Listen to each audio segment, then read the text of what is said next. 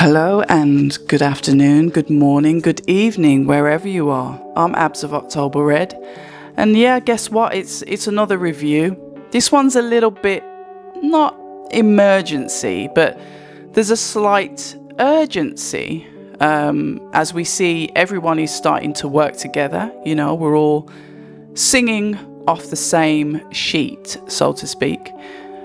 There's things going on in the background, and I've got to say credit to Everything Boxing that's caught onto this article quickly. It's come from Yahoo Sports.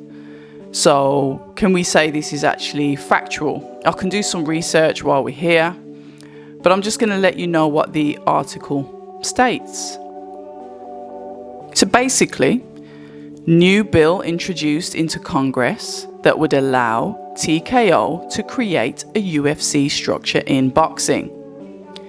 Now, the first thing that sticks out before I even go into any of the article or do any research is that suggests to me new governing body, new belt, and would therefore potentially isolate. Now, that's just on the surface. We know what the structure is in UFC. We've seen it. It's kind of like a league of its own, for a better word. And because of that, it's become extremely prestigious. Excuse my French. Those in the comments have already commented on my spelling mistakes. I'll try not to get any today. So the article, and this is a credit to Yahoo Sports. Dana White's biggest play in boxing is yet. No, I'll start again actually.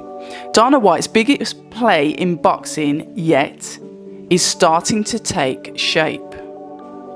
UFC CEO White, who has founded TKO Boxing alongside Saudi Arabian boxing financier His Excellency Turki Al-Sheikh, and WWE President Nick Khan, will promote the September 13th battle for the pound-for-pound greats between Saul Canelo Alvarez and Terence Bud Crawford. But a move perhaps more important for TKO in the long run was presented in the United States Congress on Wednesday. So it's Thursday now. So we're sharp on this, not as sharp as we could have been, but we're sharp enough. I like the wording here. UFC CEO White, who co-founded TKO alongside, and they've described His Excellency as boxing financier. So we get into it. A new bipartisan bill, the Muhammad Ali American Boxing Revival Act, has been introduced by two members of Congress.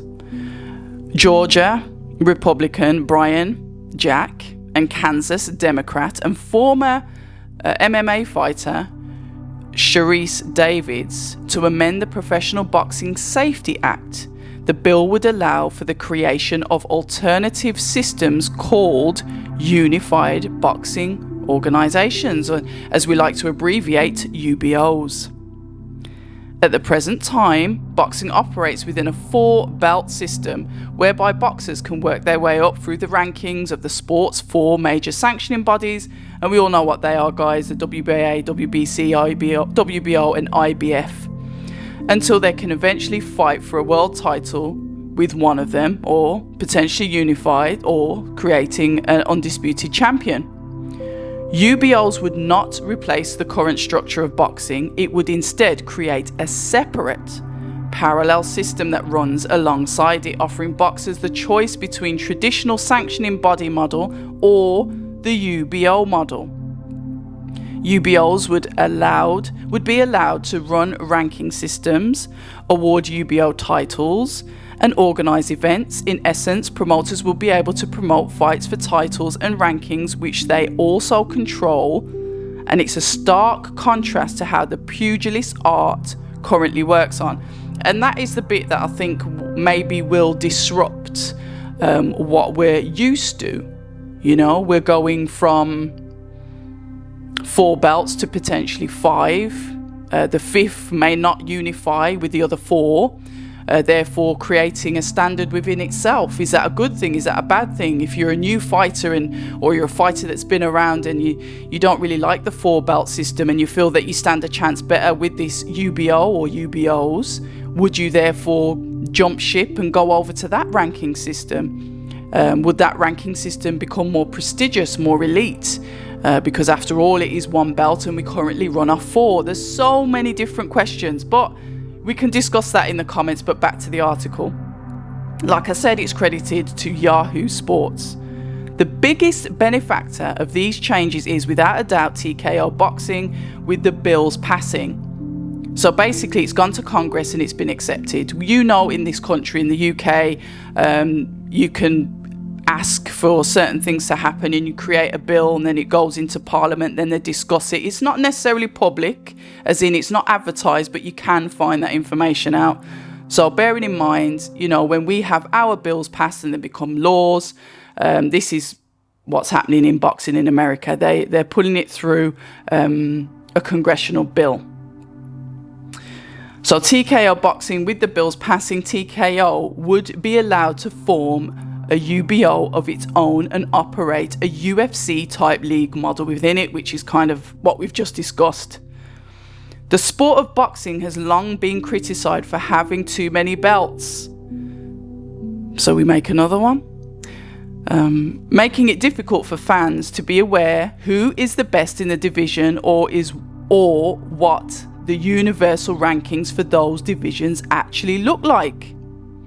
Furthermore, sanctioning bodies have a clear conflict of interest, as they charge a percentage fee for championship matches and therefore benefit from the most popular fighters being successful within their system, or from extra unnecessary titles such as regular, gold, silver franchise titles being created and used on a regular basis.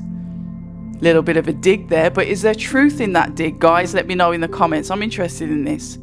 UBOs, however, and this is the stark standout, guys, however, would not be allowed to charge boxers any fees for placement in the rankings or the right to participate in championship matches. Additionally, the bill sets to enact a national minimum payment for all professional boxers at $150 per round.